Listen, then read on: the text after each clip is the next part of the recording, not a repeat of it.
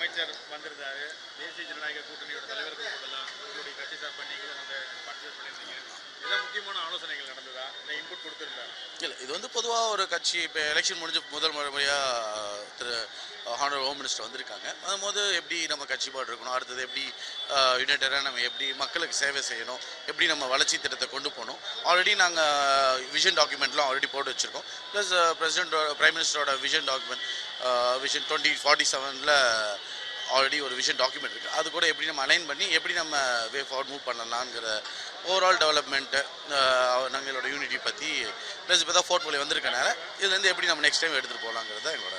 உங்களுக்கு வந்து ஒரு அமைச்சரவை கொடுக்கப்படும் என்ற ஒரு பெரிய எதிர்பார்ப்பு இருந்தது.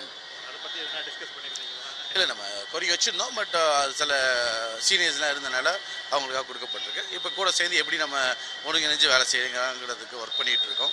கண்டிப்பாக ஒரு என்னால் முடிஞ்ச நல்ல விஷயங்களை புதுச்சேரிக்கு கண்டிப்பாக புதுச்சேரி வளர்ச்சிக்கு என்ன பெஸ்ட் கான்ட்ரிபியூட் பண்ண கூட கண்டிப்பாக ஒருங்கிணைஞ்சு பண்ணுவோம். தேங்க்யூ.